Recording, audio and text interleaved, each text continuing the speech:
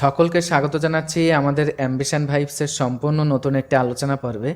আজকের এই মুহূর্তের আলোচনা পর্বে আমরা যে টপিকটাকে কেন্দ্র করে এগিয়ে যাব আশা করি প্রত্যেকেই তোমরা বুঝতে পেরেছো, বিশেষ করে যারা তোমরা নেতাজি সুভাষ ওপেন ইউনিভার্সিটি এর আন্ডারে বিভিন্ন সাবজেক্টের উপরে পোস্ট গ্রাজুয়েট কোর্সে পাঠরত আছো।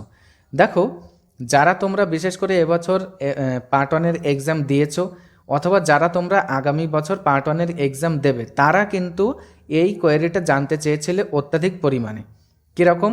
অন স্ক্রিনে তোমরা কিন্তু অলরেডি দেখতেই পেয়েছো যে এনসি কি, এবং মার্কশিটে যদি কারোর পরীক্ষা দেওয়ার পরেও এনসি চলে আসে তাহলে সেক্ষেত্রে আমাদের করণীয় কী, বা আমাদের ওই রেজাল্ট নিয়ে আমরা কি করব বা কি হবে। এবং অনেক ছাত্রছাত্রী তোমরা এরকমও জানতে চাচ্ছিলে যে দাদা আমরা এক্সামিনেশান দিয়েছি, কিন্তু যদি আমরা এক্সামে ফেল করি তাহলে সেক্ষেত্রে আমাদের উপায়টা কি হবে, মানে ওই পেপারটা আমরা নেক্সট ইয়ারে এক্সাম দিতে পারবো কিনা।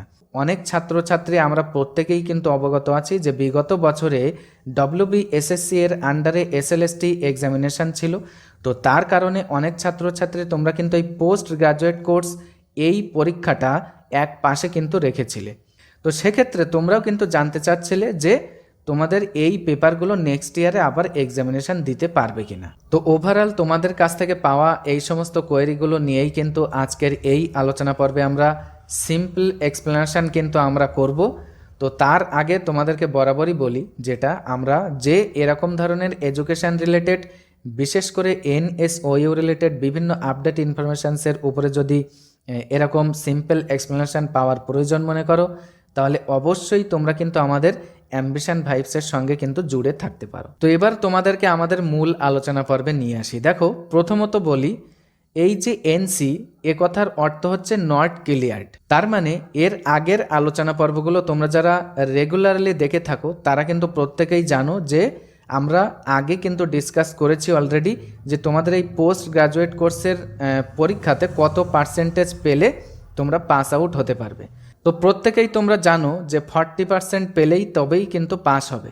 মনে করো তোমরা এক্সামিনেশান দিলে, এখন এক্সামিনেশান দেওয়ার পর তোমরা ওই 40%-এর নিচে তোমাদের মার্কসটা চলে এসেছে, এটাকেই কিন্তু যেটা আমরা জেনারেল কথায় আমরা বুঝে থাকি যে ফেল করেছি, তো এটাকেই কিন্তু NSOU এর আন্ডারে এনসি বা নট ক্লিয়ার্ড এই হিসাবে কিন্তু ধরা হয়।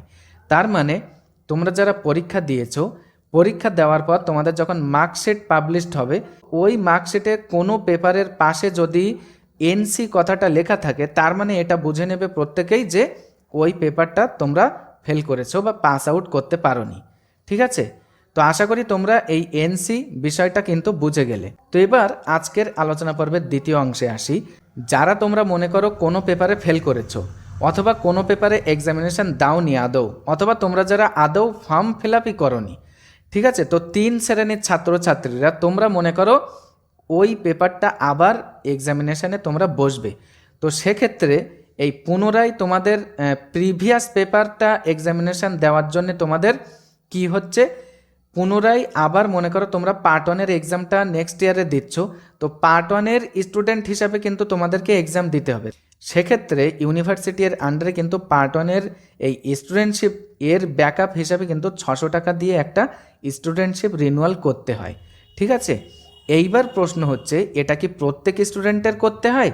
বিষয়টা আমি এখানেই কিন্তু আমাদের প্রিভিয়াস এক্সপিরিয়েন্সের উপরেই আমি বলতে চাচ্ছিলাম। বিষয়টা হচ্ছে এই যে অনেক ছাত্রছাত্রীকে আমরা কিন্তু দেখেছিলাম বিগত বছরে, যারা মানে ক্যাজুয়াল স্টুডেন্ট হিসেবে সাপ্লিমেন্টে এক্সাম দিতে চায়, যারা অনেক ছাত্রছাত্রীর এনরোলমেন্ট আমরা কিন্তু সিস্টেমে লগ ইন করে দেখেছিলাম। ইউনিভার্সিটি কোনো ছাত্রছাত্রীর কাছ থেকে কিন্তু ওই 600 টাকা যে রিনিউয়াল, মানে স্টুডেন্টশিপ রিনিউয়ালের যে ফিসটা, এই ফিসটা কিন্তু নিচ্ছিল। আবার অনেক ছাত্রছাত্রী তাদের কিন্তু ওই 600 টাকা দিয়ে স্টুডেন্টশিপ রিনিউয়ালের যে ফিসটা, এটা কিন্তু আদৌ ইউনিভার্সিটি নেয়নি। ঠিক আছে?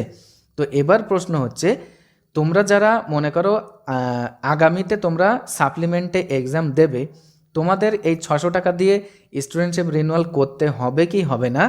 ইউনিভার্সিটি যখন মানে এই অ্যাডমিশন এবং স্টুডেন্টশিপ রিনিউয়ালের জন্যে তাদের পোর্টাল ওপেন করবে, তখন কিন্তু এটা জানা যাবে, যখন তোমরা তোমাদের এনরোলমেন্ট এবং ডেট অফ বার্থ দিয়ে সেখানে কিন্তু তোমরা লগ ইন করবে। ঠিক আছে, এটা কিন্তু এই মুহূর্তে বলা যাবে না। তো আশা করি তোমাদের যে সমস্ত কোয়েরিগুলো ছিল তোমরা সিম্পলি বুঝতে পেরেছো।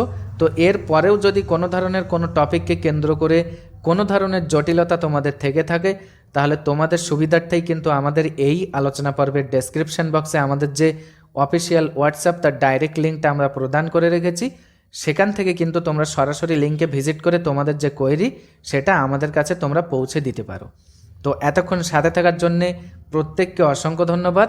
দেখা হচ্ছে নেক্সট একটি আলোচনা পর্বের মধ্য দিয়ে।